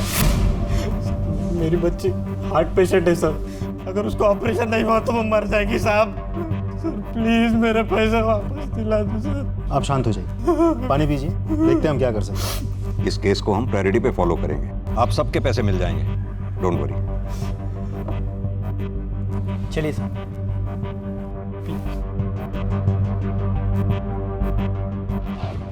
सर हैकर वैकर का चक्कर लगता है। देशमुख या फिर कोई बैंक से कनेक्टेड है जो अंदर बैठकर सारी इंफॉर्मेशन बाहर लीक कर रहा है। एक बार मोडस ऑपरेंडी का पता चल जाए तो कल्प्रेट को पकड़ना आसान हो जाएगा। एक काम करो, कुल कितने पैसे गए, किस किस के पैसे गए, किस किस ATM से विड्रॉ हुए, सबकी एक लिस्ट बनाओ। सर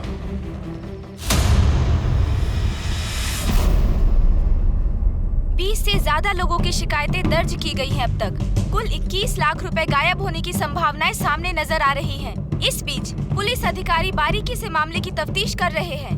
जैसा कि आपने अभी देखा, पुलिस ने और लोगों से अनुरोध किया है कि किसी के साथ ऐसा कुछ हुआ हो तो वो सामने आकर रिपोर्ट दर्ज करवाएं।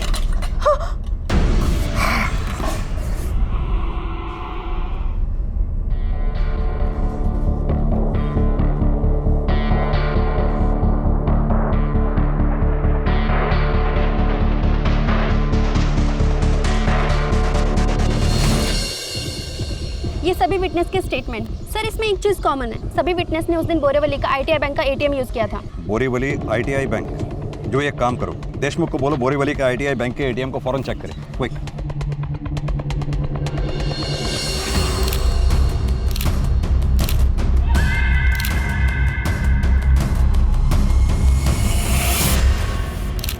सर यहाँ मेरी ड्यूटी सुबह 8 से रात के 8 बजे तक है, उसके बाद शिफ्ट खत्म। फिर तुम्हारे चले जाने के बाद? सर दूसरा गार्ड है ही नहीं, मैं सिर्फ अकेला हूँ। CCTV camera? सर वो तो मेन ब्रांच से कनेक्टेड है। सर लगता है इस ATM को टेम्पर किया गया है। अंदर बात करके फुटेज निकलवाओ। जी सर।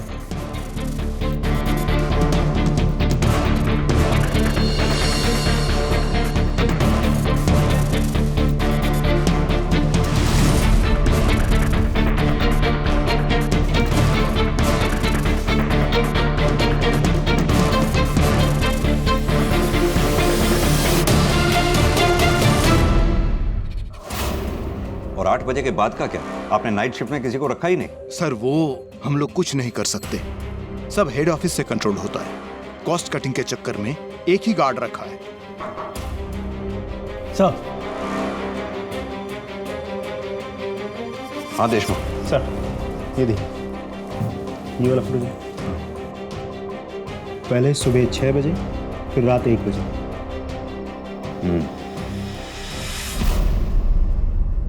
ये देखिए, ये लेटेस्ट मॉडल है और ये बेस्ट फोन है। इनफैक्ट मैं खुद ये फोन खरीदने वाली हूँ। इसका कैमरा डुअल लेंसेस और बहुत अमेजिंग है। इसमें पोर्ट्रेट मोड भी है। बहुत ही अच्छा फोन है। आई एम श्योर आपको पसंद आएगा।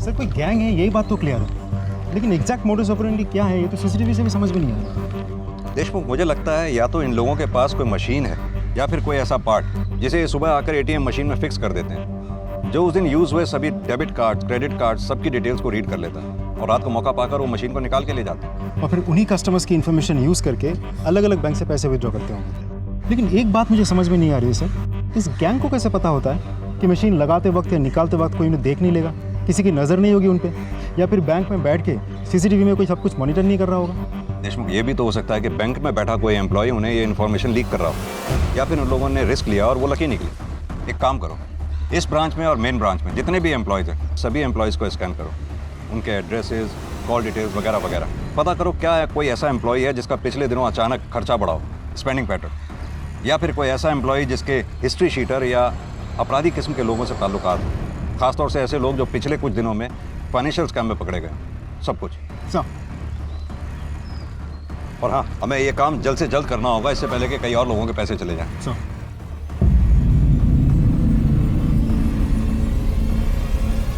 देखो जरा। सर।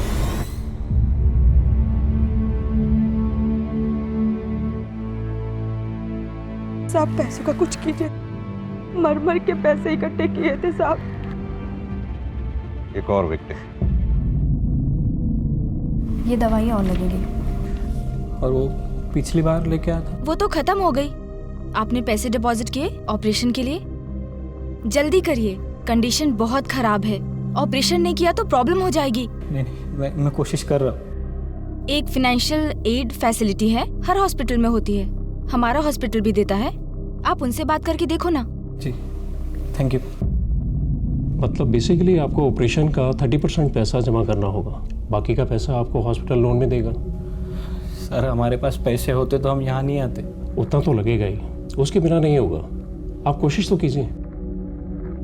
और हाँ, तब तक आप अपने आईडी प्रूफ, बैंक की स्टेटमेंट और ITRs के पेपर भी जमा करा दीजिए, वो भी साथ में लगेंगे। किसी के उठाए एक कदम से न जाने कितने परिवार और अनगिनत लोगों की जिंदगियां तितर-बितर हो जाती हैं। और दुर्भाग्यवश चोरी करने वाला चोर एक पल के लिए रुककर ये नहीं सोचता है कि उसके इस किए का परिणाम क्या होगा। ये भी नहीं सोचता है कि अगर कोई उसके साथ ऐसा करे तो उसका क्या हाल होगा। कौन थे ये चोर जो अपने फायदे के लिए किसी भी हद तक जाने को तैयार थे, फिर वो चाहे किसी के सपनों की बलि चढ़ाना हो या किसी की जान की। सर, बैंक एम्प्लॉयज के call details, addresses, background check सभी स्कूटनी कर ली, लेकिन कुछ हाथ नहीं लगा।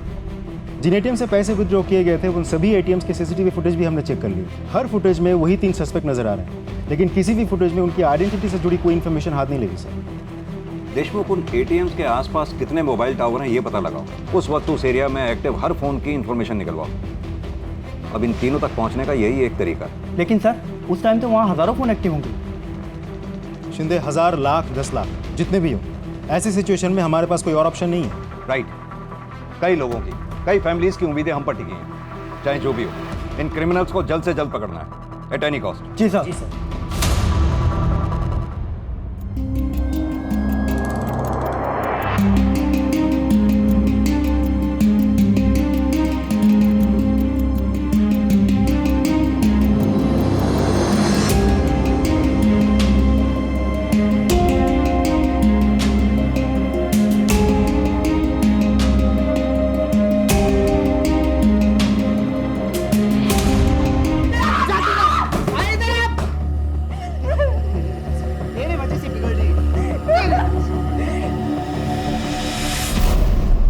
क्या है, दिखता नहीं क्या?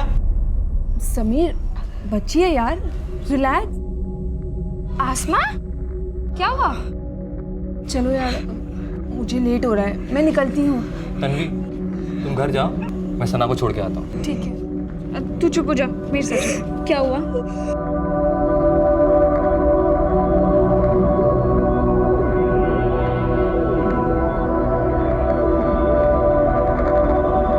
मुझे घर जाना है, अम्मी अकेली है, अम्मी को जरूरत है। आसमा, शांत हो जाओ, रिलैक्स, बैठो, पानी पियो पहले। मुझे ये बताओ कि क्या हुआ? किसी ने डांटा, मारा किसी ने? अब्बू ने अम्मी को मारा? आसमा, अगर ऐसा है तो तुम और अम्मी पुलिस को जाके सब कुछ बताती क्यों नहीं? बताया था एक बार, अब्बू छुट के घर वापस आए तो उन्होंने अम्मी को और मारा। अब आसमा, मैं हेल्प करूंगी तुम्हारी और तुम्हारी अम्मी की। बताओ मुझे। अब पुलिस के पास नहीं जाएंगे, अब हम यहाँ से भाग जाएंगे। लेकिन अम्मी ने जो पैसे छिपा कर रखे थे वो तन्वी बेटा, खाना लगाओ भाई, कितना टाइम हो गया? जी अब्बू। जल्दी। अब मैं चलती हूँ। क्या गिरा भाई? कुछ नहीं अब्बू, वो बस।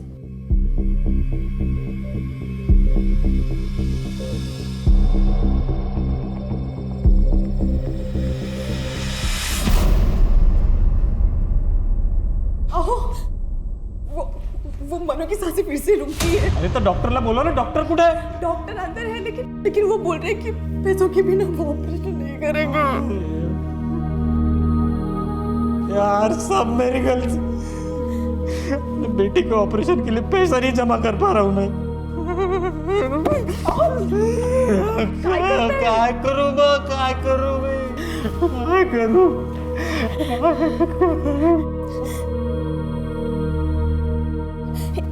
मिनट,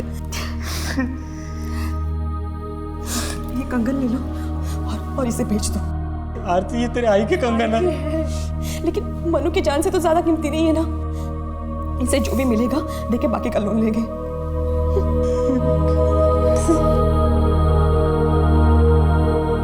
शरत, आरती और उन जैसे कई पीड़ितों की स्थिति वाकई में दुखदाई थी, लेकिन उनकी परेशानियां फिर भी बरकरार थी। इलाज के लिए गए कर्जे ने उनका जीना दूभर कर दिया था। वहीं दूसरी तरफ मायूस जिंदगी और बेरहम हिंसक पति से बचकर अपनी बेटी अस्मा के साथ कहीं दूर भाग जाने की जोया की योजना दिन ब दिन नाकामयाब नजर आ रही थी। इधर पुलिस अब भी अपनी कोशिशों में लगी हुई थी। उनके सामने कुछ 5 लाख फोन नंबरों में से अपराधियों के 3 फोन नंबर्स को ढूंढ निकालने जैसा विशाल का लक्ष्य था।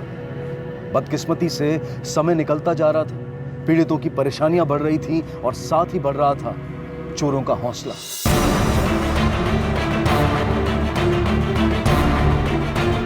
सर इधर ही काम करता हूँ, यही ऑफिस है मेरा। उस दिन थोड़ा काम था इसलिए जल्दी आ गया। सर मैं उसी एरिया में काम करता हूँ।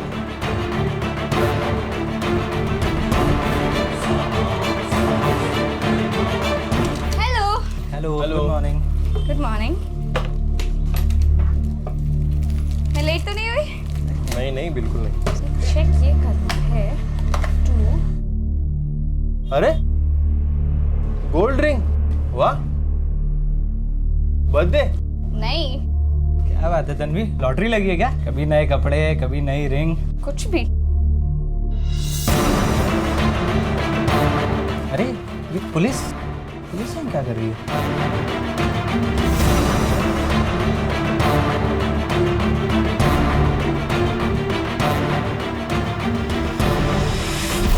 तन्वी कुरैशी। सर इस तन्वी कुरैशी की सारी इन्फॉर्मेशन निकलवाई मैंने। भाई और बाप के साथ रहती है, मलाड वेस्ट के एक मोबाइल शॉप में काम करती है। सैलरी करीब 18,000 रुपये, लेकिन खर्चे बहुत ज़्यादा है, इसीलिए डाउट गया इस पर। रॉबरी के बाद से ही रोज़ नए कपड़े, नया मोबाइल फ़ोन। अभी तक कोई ठोस सबूत तो हाथ नहीं लगा सर। देशमुख, वो सीसीटीवी फुटेज फिर से दिखाओ मुझे। सर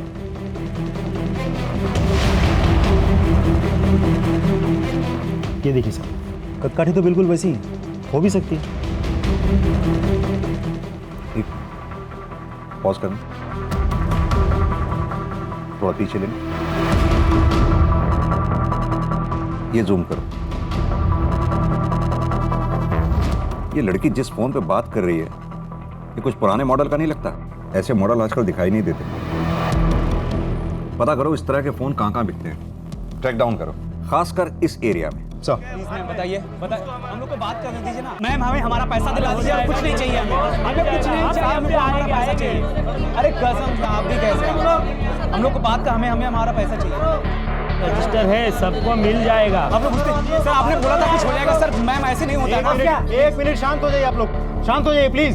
हम आपका ही केस फॉलो कर रहे हैं, पुलिस अपना काम कर रही है, थोड़ा समय दीजिए, देखते हैं हम क्या कर पाते हैं। And please cooperate with us. Sir लेकिन कब तक मिलेंगे हमारे पैसे सर? लोगों से कर्जा लेके फंस चुके हैं हम लोग। Sir please, I request you sir, please हमारा पैसा वापस दिला दीजिए। और सर वो बैंक वाले बोलते हैं इंश्योरेंस से पैसे मिल जाएंगे, लेकिन अभी तक कुछ नहीं हुआ, ना कुछ होता दिखाई दे रहा है सर। हम लोग तंग आ चुके हैं, हमें बस हमारा पैसा दिला दीजिए और कुछ नहीं चाहिए। शांत तो हो जाइए। आप लोगों के ऊपर क्या गुजर रही है हमें खबर है इस चीज की, लेकिन पुलिस भी हाथ पे हाथ रख के तो नहीं बैठी ना।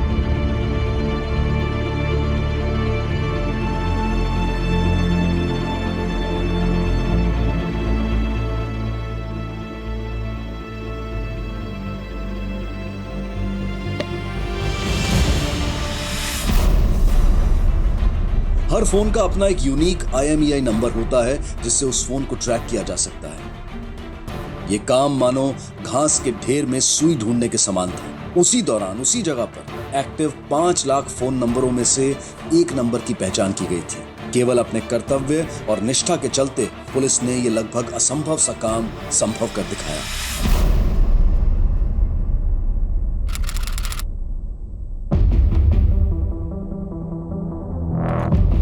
सर, इंटरनेट के जरिए मैंने कुछ लोकल सेलर से पूछताछ की। उस मोबाइल का पर्टिकुलर मॉडल तो आउट ऑफ सर्कुलेशन है, लेकिन कांदिवली लिस्ट में एक जगह है, कुछ सेलर्स है जो पुराने हैंडसेट बेचते हैं, लेकिन उनमें से किसी ने भी ये मोबाइल नहीं बेचा सर। वो बुरखे वाली लड़की जिस फ़ोन पे बात कर रही थी उसका IMEI नंबर हमने ऑब्टेन कर लिया है। Good job Shinde. Thank you sir. जब उसने फ़ोन पे बात की तो उसकी टाइमिंग और लोकेशन को मैच करके हमने नंबर निकाला। Very good sir. अब इस IMEI नंबर पकड़ के हम उस दुकान तक पहुंच सकते हैं जहाँ से ये मोबाइल बेचा गया था। Great, get it as soon as possible. Sir. हाँ सर, एक नहीं 3 मॉडल बेचे थे ये। एक आदमी आया था जिसको पुराने मॉडल चाहिए थे। उसकी शक्ल वगैरह याद है? ठीक से तो याद नहीं सर, लेकिन बता सकता हूँ नॉर्मल हाइट का था और 30 के आसपास, मतलब 35 के अंदर समथिंग। शक्ल याद नहीं है, लेकिन 3 फ़ोन बेचा था वो याद है। वो तो सर कंपनी ने एक्चुअली मॉडल बनाना बंद कर दिया था, और मैंने बोला भी था उसको वो मॉडल लो जो मार्केट में चल रहा है, वरना पार्ट्स नहीं मिलते सर। उसमें मेरा भी थोड़ा सा फ़ायदा था कि मेरा पुराना स्टॉक निकल रहा था। बायर के डिटेल्स वगैरह? हाँ सर, 6 महीने पहले तक की डिटेल रखता हूँ मैं। 1 मिनट सर, CCTV नहीं है। शिंदे, इतने लकी तो हम हो नहीं सकते कि हमें CCTV फुटेज में मिल जाए। एकदम लकी हैं सर आप, मिल गया डिटेल। ये बायर का नाम, यही डिटेल देकर उसने सिम कार्ड खरीदा था। Thank you.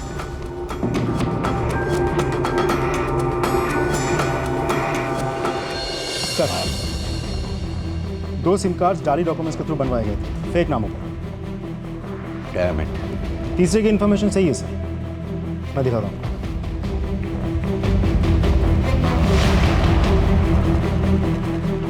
ये देखिए सर, कि तीसरा सिम किसी इजरायली औरत के नाम पर लिया गया है, Adina David. Israeli lady? Yes sir. Sir, ये किसी इंटरनेशनल रैकेट का तो काम नहीं है? यानी कि ये इजरायली लेडी चोरों से कनेक्टेड हो सकती है। कांटेक्ट किया है इसे? सर, हमने सोशल मीडिया के थ्रू मैसेज तो भेजा, जब वो रिप्लाई करेगी तब। अगर वो रिस्पॉन्ड करे तो? सर, हमारे पास कोई चॉइस भी तो नहीं है, क्योंकि दुकानदार ने बहुत जनरल इन्फॉर्मेशन दिया था। शक्ल, सूरत, हाइट, पर्सनैलिटी वो भूल गया था। यानी कि देशमुख ये इजरायली लेडी ही अब हमारे लिए लास्ट उम्मीद है। फिलहाल तो ऐसे लग रहा है सर। देशमुख, इजरायल एम्बेसी से कांटेक्ट करो, शायद इस लेडी के बारे में कुछ पता चले। सर। उस लड़की का क्या हुआ जो मोबाइल स्टोर पे काम करती है? हम नजर रखे हुए हैं, हर मोमेंट कैप्चर हो रहा है।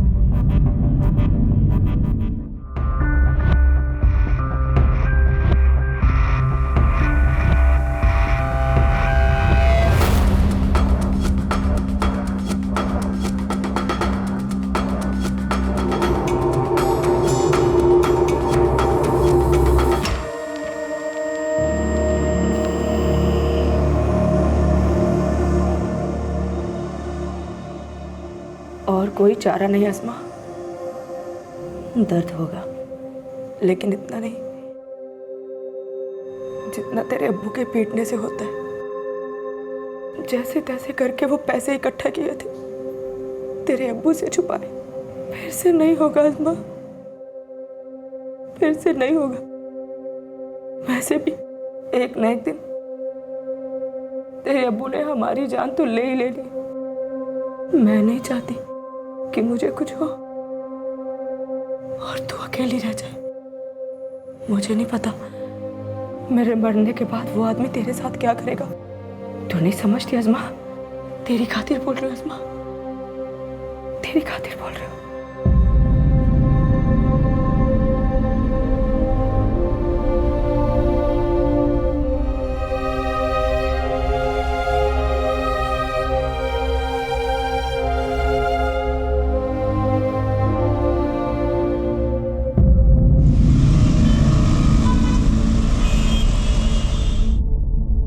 क्या?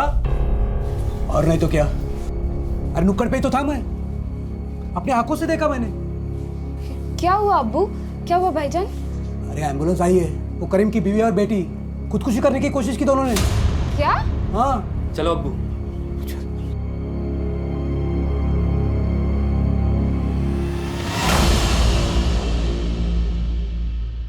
इट्स अंडर कंट्रोल, ठीक हो जाएंगे दोनों। लकीली सही टाइम पर ये घर पहुंच गए थे, वरना कुछ भी हो सकता था सर। नए पुराने काफी घाव है उनके शरीर।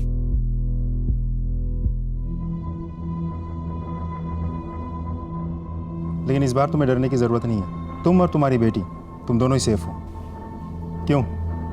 सेफ रहेंगे ना दोनों? नजर रहेगी हमारी, कुछ गलत नहीं होना चाहिए। बिल्कुल सर, सेफ रहेंगे सर।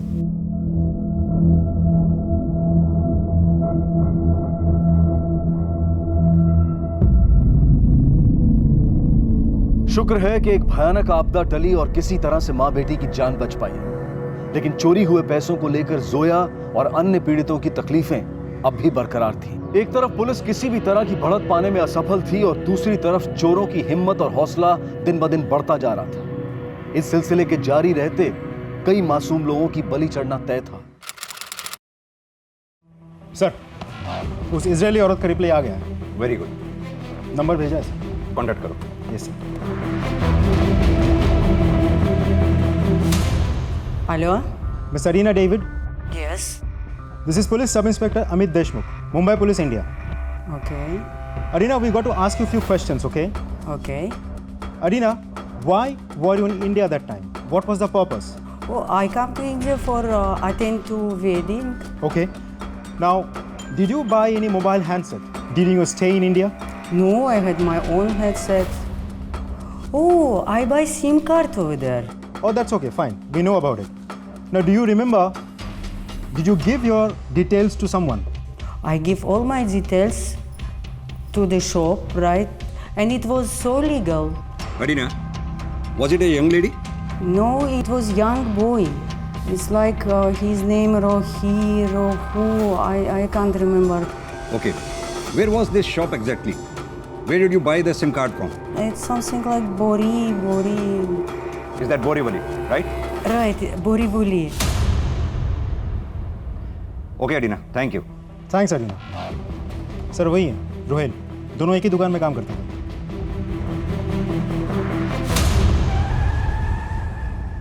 तन्वी कुरैशी और रोहेल शेख कहाँ है दोनों? सर, तन्वी तो आज छुट्टी पे है और रोहेल आज काम पे नहीं आया। बोल रहा था तबीयत खराब है। एड्रेस दो। Okay sir. शिंदे, तन्वी पे कौन नजर रख रहा है? कांस्टेबल कामले सर। फोन लगाओ।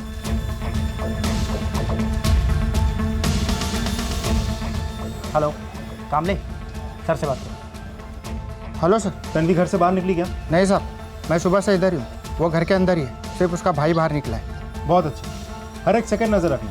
अगर वो घर से बाहर निकले तो पीछा करो और मुझे अपडेट करो। हो सर, जय Hind. Okay sir, address. Thank you. Rohail तो घर पे है नहीं सर, क्या हुआ? लेकिन रोहेल ने दुकान पे तो बोला कि उसकी तबीयत खराब है। वो सुबह दुकान के लिए ही निकला था। कुरैशी साहब। जी सर। साहब, आप यहाँ, क्या बात है? ये बात तो आप अपनी बेटी तन्वी से पूछिए। रोहेल कहाँ है? रोहिल, मुझे कैसे पता रोहिल? झूठ मत बोलो तन्वी, हमने सीसीटीवी फुटेज में तुम तीनों को एटीएम से पैसे चुराते हुए देखा है, तुम और रोहिल। तीसरा कौन था तुम्हारे साथ? एटीएम, कोई मिसअंडरस्टैंडिंग होगी। तन्वी, कोई मिसअंडरस्टैंडिंग नहीं है। हम तुम पर नजर रख रहे थे। तुम्हारी सैलरी इतनी कम, फिर भी रोज नए कपड़े, नया फोन, कहाँ से लाते हो इतने पैसे? चोरी करती हो क्या? तन्वी, क्या कह रहे साहब? नए कपड़े, फोन, क्या है ये सब? अब्बू, वो सब लिया था मैंने, पर आपको गुस्सा आता है इसलिए छिपा के रखा था अब्बू। लेकिन अब्बू यकीन मानिए, ये सब खरीदने के लिए पैसे भाई ने ही दिए थे, और भाई ने कहा था कि आपसे छिपा कर रखने को, वरना आप भाई को काम करने से रोकते, इसीलिए। अब्बू सॉरी, मुझे ये सारी अच्छी चीज़ें चाहिए थी, इसीलिए ये सब हुआ। यकीन मानिए, मैंने कोई चोरी नहीं की, कसम से मैंने कुछ नहीं किया, मैं कुछ नहीं जानती। तो फिर रोहिल से तुम्हारी मुलाकात कैसे हुई? मोबाइल शॉप में? नहीं सर, रोहिल को मैं स्कूल टाइम से जानती हूँ और शॉप में भी काम करता है, पर वो और भाई बहुत अच्छे दोस्त हैं, साथ ही होते हैं हमेशा। भाई का नाम क्या है? समीर। चलो तन्वी, अगर हम तुम्हारी बात मान भी लें कि तुम इन चोरी में शामिल नहीं हो, हमने सीसीटीवी फुटेज में 3 लोगों को एटीएम से पैसे चुराते देखा। 2 लोग तो हो गए, रोहिल और समीर। तीसरी लड़की कौन हो सकती है अगर तुम नहीं हो तो? नहीं पता सर, शायद भाई की गर्लफ्रेंड सना हो। ये समीर कहाँ मिलेगा?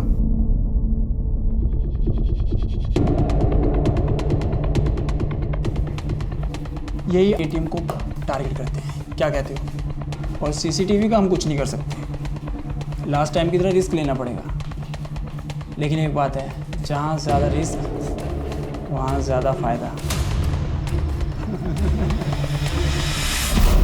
सर, मुझे लगता है हमने दोनों को मिस कर दिया। नहीं देशमुख, अभी देर नहीं हुई है। इन तीनों के फोटोग्राफ्स बैंक्स और एटीएम्स के आसपास सर्कुलेट करवाओ, लेकिन होशियारी से। अगर इन तीनों को जरा सी भी भनक लग गई तो ये भाग जाएंगे, पकड़ना मुश्किल हो जाएगा इन्हें। सर,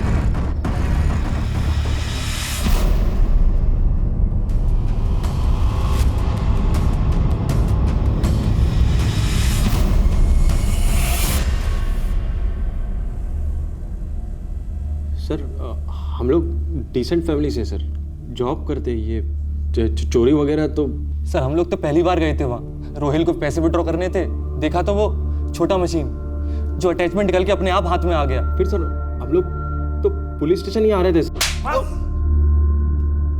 बहुत हो गया, सिर्फ सच बोलो। तुम्हें पता है वुमेन्स जेल के अंदर हालत कैसी होती होगी? सजा है वो तो एक बात है, लेकिन जेल के अंदर बाकी के कैदी तुम्हें जीने नहीं देंगे। तुम्हारी वो हालत करेंगे जो तुम झेल नहीं पाओगी, और ना ही तुम्हें वहां कोई बचाने आएगा। समझ रही हो मैं क्या बोल रहा हूँ? बगल वाले लॉकअप में समीर और रुहेल का इंट्रोगेशन चल रहा है। उन दोनों में से किसी एक ने भी मुंह पहले खोल दिया ना, तो बाकी दोनों की सजा बहुत लंबी होने वाली है। अब तुम सोच के डिसाइड कर लो, हमारे साथ कोऑपरेट करोगी या?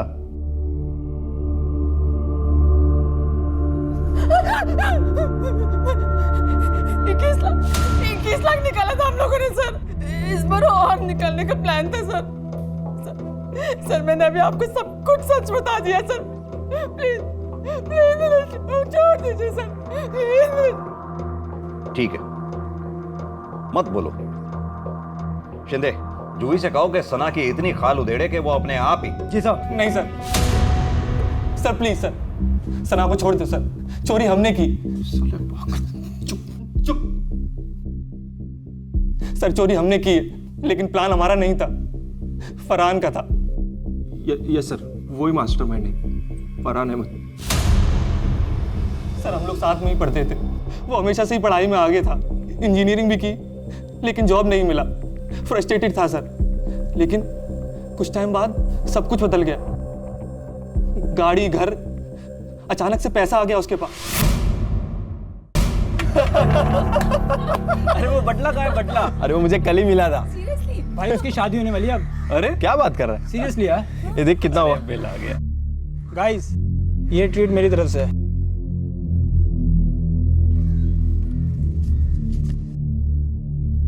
क्या बॉस, कोई लॉटरी लगी है क्या?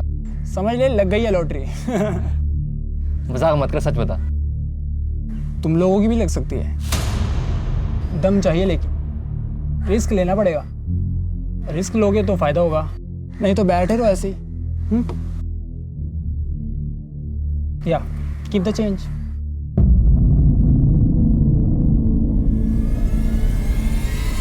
सर चोरी की हमने।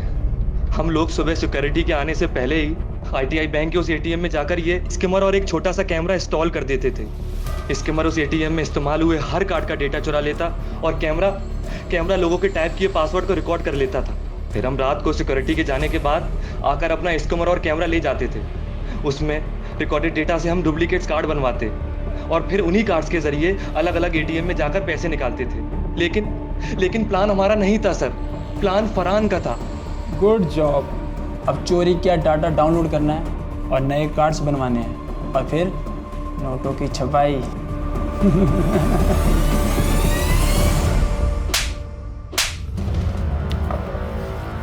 दूसरों की जिंदगियां बर्बाद करके गाड़ी और फ्लैट खरीदोगे? जिनके पैसे लूटे उनके बारे में कभी सोचा? कितनी दिक्कतें आई होंगी उन्हें। किसी का बच्चा अस्पताल में, किसी के माँ बाप गरीबी की जिंदगी जी रहे हैं, किसी की सारी सेविंग लूट गई। सोचा कभी उनके बारे में? सर, ये फरहान के बारे में सारी डिटेल बताओ, बोलो। सर फरहान अहमद का कुछ पता नहीं चल रहा है, कहाँ गायब हो गया वो? ये स्कीमर्स वगैरह अरेंज करना, इतनी प्लानिंग करना कोई आसान काम नहीं है। ये कोई छोटा मोटा क्रिमिनल नहीं, पहुंचा हुआ क्रिमिनल होगा। ये रोयल समीर सना उसके प्यादे हैं। असली रैकेट काफी बड़ा है। पुलिस का मानना बिल्कुल सही था। इस सारे रैकेट का सरगना फरहान अहमद आज भी फरार है, आजाद घूम रहा है। सूत्रों के अनुसार वो कहीं विदेश में छिपा हुआ है और ये केस अब भी अदालत में जारी है। इस बीच इस केस के शिकार पीड़ितों को अपने खोए हुए पैसे बैंक में जमा राशि पर मौजूद बीमे के कारण धीरे धीरे वापस मिले और आखिरकार जोया अपनी बेटी समेत अपने क्रूर पति से अलग होने की हिम्मत जुटा पाई। मैं ना अपना काम खत्म करके तुम्हें लेने आऊंगी, ठीक है? अच्छे से जाना। पुलिस के हस्तक्षेप के कारण जोया और अस्मा आज एक सुरक्षित जीवन जी रहे हैं। बाय। उन्हें मजबूर होकर शहर छोड़कर नहीं भागना पड़ा। शरत और आरती अपने बीते हुए कठिन वक्त को पीछे छोड़कर अपनी बेटी के साथ एक सुखमय जीवन व्यतीत कर रहे हैं। अपराधियों ने काफी होशियारी से एक पेचीदा प्लान बनाया और उसे बखूबी अंजाम भी दिया, लेकिन एक सत्य को नजरअंदाज कर बैठे जो कि अमिट है, अविवादित है, अजय है कि न्याय और अन्याय की जंग में जीत हमेशा न्याय की होती है। अपराध कानून को नहीं बल्कि आखिर में खुद अपराधी को ही खत्म कर देता है। बहरहाल सावधानी बरतना हम सबकी जिम्मेदारी है और अपराध को मिटाना सिर्फ कानून व्यवस्था का ही नहीं बल्कि हमारा भी उत्तरदायित्व है। इन अपराधियों के इरादों को नाकाम करना हमारी जिम्मेदारी भी है। अपने क्रेडिट कार्ड या डेबिट कार्ड का इस्तेमाल करते समय कुछ सावधानियां बरतनी बेहद जरूरी है। ATM के आसपास नजर घुमाएं। अगर उसके पास रोशनी ना हो, उसकी रखवाली करने के लिए कोई गार्ड तैनात ना हो या फिर ATM किसी सुनसान जगह पर हो तो उसका इस्तेमाल ना ही करें तो बेहतर है। कभी कभी ATM में कीपैड के ऊपर या उसके आसपास एक छोटा सा कैमरा छिपाया जाता है जो आपके द्वारा डायल किए गए पासवर्ड या पिन नंबर को रिकॉर्ड कर लेता है। इसलिए हमेशा पासवर्ड या पिन का इस्तेमाल करते समय अपने दूसरे हाथ से उंगलियों को और कीपैड को ढक लें। इस एपिसोड में दिखाई गई सावधानियों को ना भूलें और उन्हें अपनी रोजमर्रा की जिंदगी में लागू करें ताकि फिर से कोई इस तरह के अपराध का शिकार न बन पाए। इसी विचार के साथ अब मैं अनूप सोनी आपसे विदा लेता हूं। फिर मुलाकात होगी अगले एपिसोड में एक और चौंका देने वाले केस के साथ। तब तक अपना और अपने परिवार का ख्याल रखें और देखते रहें क्राइम पेट्रोल सिटी क्राइम्स। सबक एक को, सीख हम सबको। जय हिंद। क्राइम पेट्रोल के ऐसे ही मजेदार एपिसोड्स देखने के लिए हमारे चैनल को सब्सक्राइब करें